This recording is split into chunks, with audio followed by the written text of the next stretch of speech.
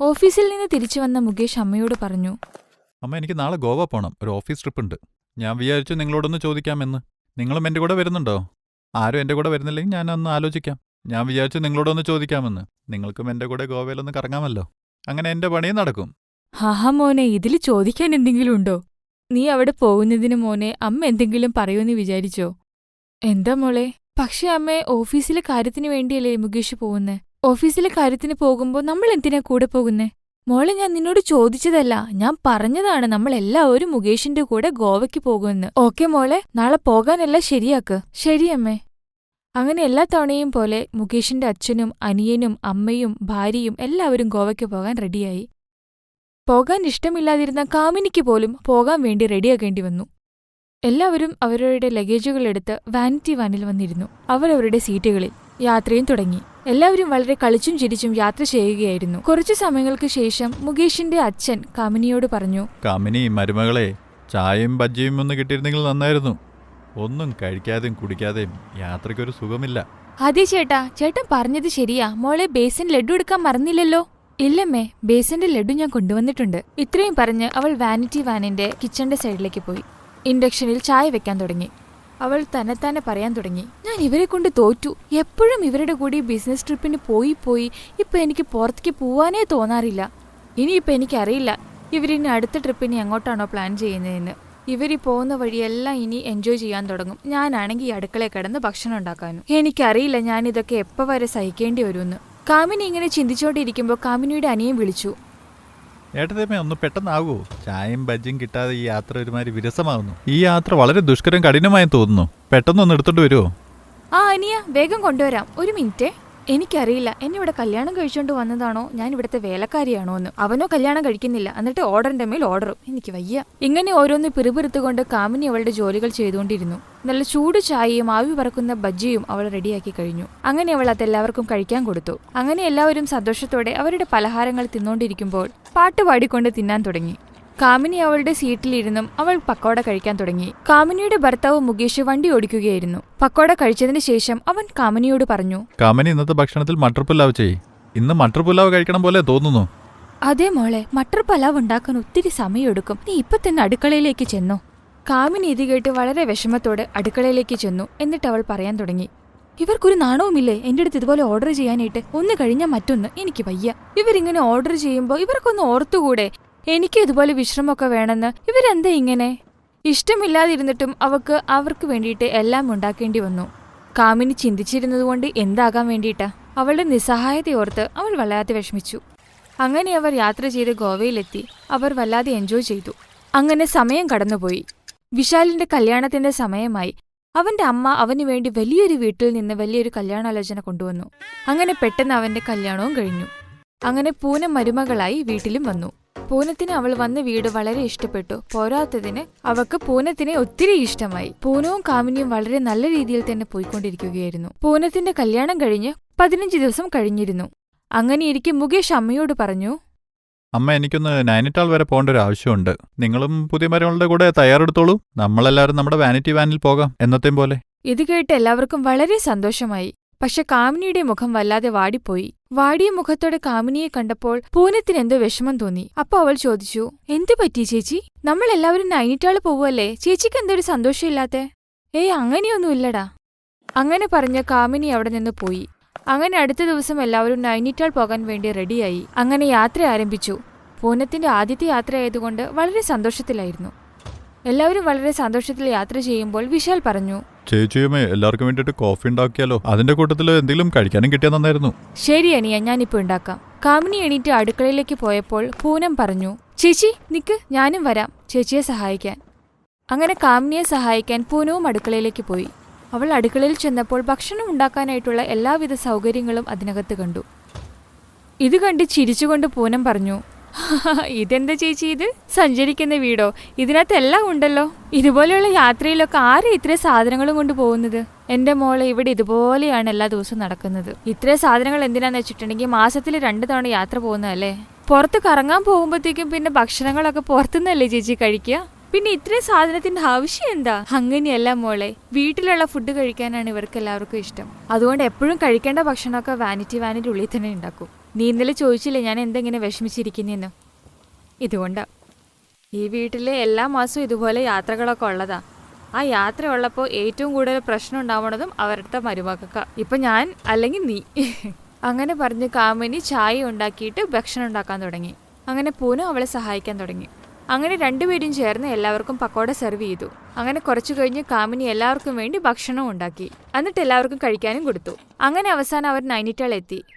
പൂനം നോക്കുമ്പോൾ കാമിനി എന്തോ വളരെ വിഷമിച്ചിരിക്കുന്നു. പൂനം അവരുടെ അമ്മയോട് പറഞ്ഞു, ചേച്ചി എവിടെയും പോവാറില്ലേ അമ്മേ? അവക്ക് പുറത്തൊന്നും കറങ്ങാൻ പോവാൻ ഇഷ്ടമില്ല മക്കളെ. അവളിപ്പോ നമ്മുടെ കൂടെ യാത്ര ചെയ്യാൻ വന്നിട്ടുണ്ടെങ്കിൽ ഭക്ഷണമൊക്കെ ആരുണ്ടാക്കും? അപ്പൊ പൂനത്തിന് കാര്യം മനസ്സിലായി എന്തുകൊണ്ടാണ് കാമിനി ഇങ്ങനെ വിഷമിച്ചിരിക്കുന്നതെന്ന്. അവക്ക് ദേഷ്യം വന്നിട്ട് പറഞ്ഞു, ഇതെന്ത് രീതിയാണ് നിങ്ങളുടെ? നിങ്ങൾ എല്ലാവരും കറങ്ങാൻ പോയിട്ട് ചേച്ചീനെ ഒരുമാതിരി വേലക്കാരിയെ പോലെ നിർത്തുന്നു. എന്താ മുകേഷ് ഏട്ടാ, നിങ്ങൾ എല്ലാവരെ പോലെയാണോ ചിന്തിച്ചത്? നിങ്ങൾ ഭാര്യയെക്കുറിച്ച് എന്തെങ്കിലും ആലോചിച്ചോ? നിങ്ങൾക്ക് നാണമില്ലേ? പിന്നെ നിങ്ങൾ എന്നെ കൊണ്ട് ഇതുപോലെ തന്നെ ചെയ്യിക്കാമെന്ന് വിചാരിക്കണ്ട കേട്ടോ. ഞാൻ ഇതുപോലെ ഒരിക്കലും ചെയ്യില്ല. പിന്നെ ഞാൻ ഇതുപോലെ കറങ്ങാൻ വന്നിട്ട് നിങ്ങൾക്ക് ഭക്ഷണം ഉണ്ടാക്കി തരുമെന്ന് വിചാരിക്കണ്ട. പിന്നെ ഞങ്ങൾ മനുഷ്യരല്ലേ, ഞങ്ങൾക്കും പുറത്ത് ഇറങ്ങണം, എല്ലാം നന്നായിട്ട് കാണണം എന്നൊക്കെ ആഗ്രഹമില്ലേ? അതുകൊണ്ടല്ലേ നിങ്ങളും ഞങ്ങളെ കൂട്ടിക്കൊണ്ട് വരുന്നേ. നിങ്ങൾ എപ്പോഴെങ്കിലും വിചാരിച്ചോ ചേച്ചിക്ക് നിങ്ങളുടെ കൂടെ ഫോട്ടോ എടുക്കണം എന്നും കറങ്ങണം എന്നൊക്കെ ആഗ്രഹം ഉണ്ടാകുമെന്ന്? എനിക്ക് ചേച്ചിയുടെ അവസ്ഥ കണ്ടിട്ട് എനിക്ക് സങ്കടമാവുന്നു. ഇപ്പൊ ഞാൻ പുതിയതായിട്ട് വന്നതല്ലേ, അതുകൊണ്ടാണ് ഞാൻ ഇതെല്ലാം പറയുന്നത്. നാളെ ഞാനും ഇതുപോലെ പഴയതാകുമല്ലോ, അപ്പൊ എന്റെ അവസ്ഥ ഇതുപോലെ തന്നെയാകും. ഞാനേ ചേച്ചിയല്ല, പൂനമാണ്, പൂനം. ഇത് കേട്ടിട്ട് എല്ലാവർക്കും അവരുടെ തെറ്റുകൾ മനസ്സിലായി. അപ്പൊ മുകേഷ് പറഞ്ഞു, പൂനം, നീ എന്ന് എന്റെ കണ്ണുകൾ തുറന്നു. നീ പറഞ്ഞത് സത്യമാണ്. ഞങ്ങൾ ഇതിനെപ്പറ്റി ആലോചിച്ചത് കൂടിയില്ല. എല്ലാവരും കാമിനിയോട് ക്ഷമ ചോദിച്ചു. ഇപ്പോ അവരുടെ വാനിറ്റി വാൻ വന്നിട്ട് ഒരു സ്ലീപ്പിംഗ് വാനായിട്ട് മാറി. ഇപ്പോഴും എല്ലാവരും കറങ്ങാനും പോകുന്നുണ്ട്. പക്ഷെ പണ്ടത്തെ പോലെ കാമിനി ഇപ്പോൾ വേലക്കാരിയല്ല. എല്ലാവരുടെ കൂടെയും കറങ്ങാനും ഫോട്ടോ എടുക്കാനും എല്ലാം കൂടെ പോകുന്നുണ്ട്.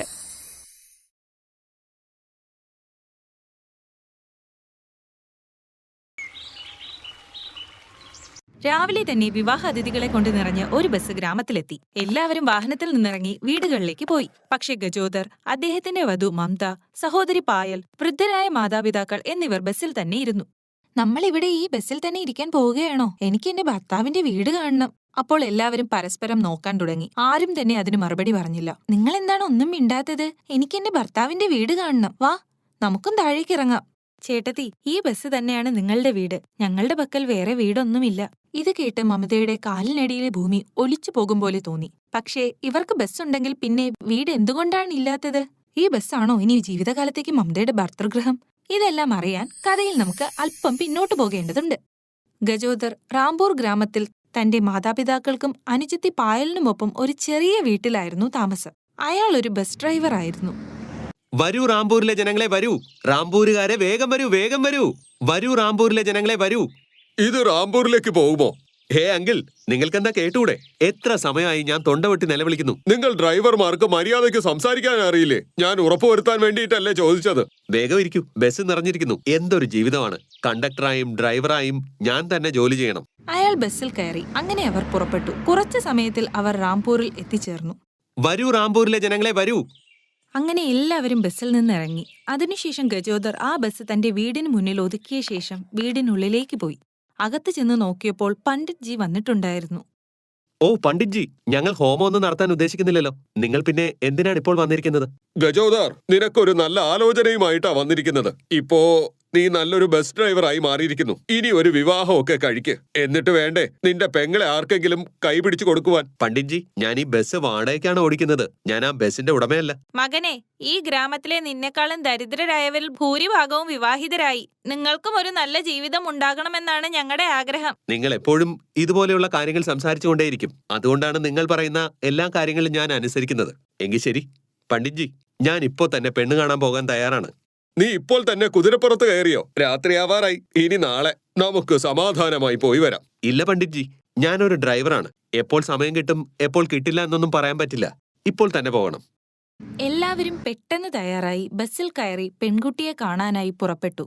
പെൺകുട്ടിയുടെ പേര് മമത എന്നായിരുന്നു. ഇരുവർക്കും പരസ്പരം കുടുംബത്തെ ഇഷ്ടപ്പെട്ടു. വിവാഹവും അതേ ദിവസം തന്നെ നിശ്ചയിച്ചു. അങ്ങനെ ഗജോദറിന്റെ വിവാഹം ഗ്രാമം മുഴുവൻ പരന്നു. കാരണം എല്ലാവർക്കും അവനെ അറിയാമായിരുന്നു.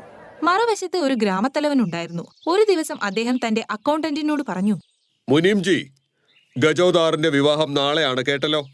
ശരിയാണ് പ്രധാൻജി. പാവം അയാൾ നമുക്കും വിവാഹ ക്ഷണക്കത്ത് തന്നതല്ലേ. അപ്പോൾ നമ്മളും പോകണ്ടേ? വിവാഹം തന്നെ ഇല്ലാത്തപ്പോൾ പിന്നെ വിവാഹ ആഘോഷത്തിന് നിങ്ങൾ എങ്ങനെ പോകും? എനിക്ക് അത് മനസ്സിലായില്ല പ്രധാൻജി. ഓർത്തു നോക്കൂ, കുറച്ചു വർഷങ്ങൾക്ക് മുൻപ് ഗജോദാറിന് ജോലിയൊന്നും ഇല്ലാത്ത സമയത്ത് അവന്റെ അമ്മയുടെ ആരോഗ്യം വളരെയധികം വഷളായിരുന്നു. അവർക്ക് ഓപ്പറേഷൻ നടത്തുവാൻ ഗജോദാർ എന്റെ കയ്യിൽ നിന്നും 5 ലക്ഷം രൂപ കടം വാങ്ങിയിരുന്നു. അത് ഇന്നുവരെ തിരിച്ചടച്ചിട്ടില്ല. ഇപ്പോൾ അവൻ ഒരു ബസ് ഡ്രൈവറൊക്കെ ആയി. അവന്റെ വിവാഹവും ഉറപ്പിച്ചു. അതിനർത്ഥം അവന്റെ കയ്യിൽ ഇപ്പോൾ ധാരാളം പൈസ ഉണ്ടാകുമെന്നാണ്. വിവാഹത്തിന് മുൻപ് തന്നെ എങ്ങനെയെങ്കിലും അവന്റെ കയ്യിൽ നിന്ന് ആ പണം വാങ്ങണം. ആ പ്രധാൻജി, രേഖകൾ അനുസരിച്ച് പറഞ്ഞ സമയത്ത് അവന് പണം തിരികെ നൽകുവാൻ കഴിയുന്നില്ലെങ്കിൽ അയാളുടെ വീടും മുഴുവൻ ഭൂമിയും നിങ്ങളുടെ പേരിലായി മാറുന്നതാണ്. ഇപ്പോൾ സമയം പോയിക്കൊണ്ടിരിക്കുകയാണ്. നിങ്ങൾ പറഞ്ഞാൽ അവന്റെ വീട് ഇപ്പോൾ തന്നെ ജപ്തി ചെയ്യാം. ശരി, ഇന്ന് വൈകുന്നേരം ഞാൻ നിങ്ങളോടൊപ്പം അവന്റെ വീട്ടിലേക്ക് വരാം. അവൻ പണം തന്നാൽ കുഴപ്പമില്ല, അല്ലെങ്കിൽ അവന്റെ വീടും കൃഷിയിടവും ജപ്തി ചെയ്യാം. വൈകുന്നേരം ഗജോദർ വന്നയുടൻ പ്രധാൻജിയും മുനീംജിയും അദ്ദേഹത്തിന്റെ വീട്ടിൽ വന്ന് കണ്ടു. നോക്ക് ഗജോദാർ, ഞങ്ങൾ ഇതുവരെ നിന്നോടൊന്നും പറഞ്ഞിട്ടില്ല. എന്നാൽ ഇന്നത്തെ ദിവസം കൊണ്ട് നമ്മുടെ കരാർ അവസാനിച്ചിരിക്കുന്നു. നിങ്ങൾ ഇന്ന് തന്നെ എന്റെ പണം തിരിച്ചു തരണം, അല്ലെങ്കിൽ നിങ്ങളുടെ ഈ വീടും കൃഷിയിടവും എന്റേതായി മാറും. എന്റെ കൈവശം അത്രയും പണം ഒറ്റയടിക്ക് എനിക്ക് നൽകാൻ കഴിയില്ല. ഞാൻ ബസ് ഓടിക്കാൻ തുടങ്ങിയിട്ട് വെറും 6 മാസമേ ആയിട്ടുള്ളൂ. ഞാൻ വിവാഹശേഷം നിങ്ങളുടെ പണം പതുക്കെ തിരികെ തരാമെന്നാ വിചാരിക്കുന്നത്. പക്ഷേ ഈ കടലാസുകൾ അനുസരിച്ച് പണം നൽകുവാനുള്ള സമയം ഇന്നുവരെ മാത്രമായിരുന്നു. പണമില്ലെങ്കിൽ വീട് ഒഴിയണം. പ്രധാൻജി, ഈ ഗ്രാമത്തിലെ നമ്മളെല്ലാവരും ഒരു കുടുംബം പോലെയല്ലേ ജീവിക്കുന്നത്? കുറച്ചെങ്കിലും ഞങ്ങളെ ഒന്ന് വിശ്വസിക്കൂ. ഒരു കുടുംബം എന്ന നിലയിൽ ഇതുവരെ ഞാൻ നിങ്ങളോട് ഒന്നും പറഞ്ഞിട്ടില്ല. പക്ഷെ നിയമം എന്നൊന്നില്ലേ കൂട്ടരെ? ഒന്നെങ്കിൽ പണം തിരികെ തരൂ, അല്ലെങ്കിൽ ഞങ്ങൾ ഇന്ന് രാത്രിയോടെ തന്നെ നിങ്ങളെ ഇവിടെ നിന്ന് ഒഴിപ്പിക്കും. അതെ മുനീംജി, ഇവർക്ക് 2 മണിക്കൂർ കൂടെ കൊടുക്കാം. ഇത്രയും പറഞ്ഞ് പ്രധാൻജിയും മുനീംജിയും അവിടെ നിന്ന് പോയി. ഗജോദറിന്റെ കുടുംബം ആശങ്കാകുലരായി നിന്നു. നാളെ നിങ്ങളുടെ വിവാഹമല്ലേ? ഇന്ന് ഈ വീട് നമ്മുടെ കയ്യിൽ നിന്ന് നഷ്ടമായാൽ ആ വിവാഹം നടക്കില്ല. പിന്നെ സംഭവിച്ചത് ഇതാണ്. 2 മണിക്കൂറിന് ശേഷം പ്രധാന ചില ആളുകൾ വന്നു. ഗജോദറിന്റെ കുടുംബത്തെ അവരുടെ സാധനങ്ങൾക്കൊപ്പം പുറത്താക്കി. അങ്ങനെ ഗജോദറിന്റെ കുടുംബം അവരുടെ എല്ലാ സാധനങ്ങളും എടുത്ത് ബസ്സിൽ കയറി ഗ്രാമത്തിൽ നിന്നും യാത്രയായി. ഇതല്ലാതെ മറ്റു വഴിയില്ലായിരുന്നു. അങ്ങനെ പിറ്റേന്ന് ഗജോദർ വിവാഹ ഘോഷയാത്രയുമായി ബസ്സിൽ പോയി. ബസ്സിൽ തന്നെ തിരികെയും വന്നു. ഇനി വീണ്ടും ഇപ്പോഴത്തെ കഥ ഒന്ന് കേൾക്കാം. ഇതാണോ കാര്യം? പക്ഷെ വിഷമിക്കേണ്ട, ഇപ്പോൾ നിങ്ങൾ എന്റെ കുടുംബമാണ്. നിങ്ങളുടെ സന്തോഷത്തിലും ദുഃഖത്തിലും ഞാനും പങ്കുചേരുന്നു. അങ്ങനെ അവരെല്ലാവരും ബസ്സിൽ തന്നെ ഇരിക്കാൻ തുടങ്ങി. പിറ്റേന്ന് രാവിലെ, ഈ ബസ് എന്റേതല്ല. പണം സമ്പാദിക്കാൻ എനിക്കിത് ഓടിക്കേണ്ടി വരും, അല്ലെങ്കിൽ ബോസ് ഇതും എന്റെ കയ്യിൽ നിന്ന് തിരിച്ചു വാങ്ങും.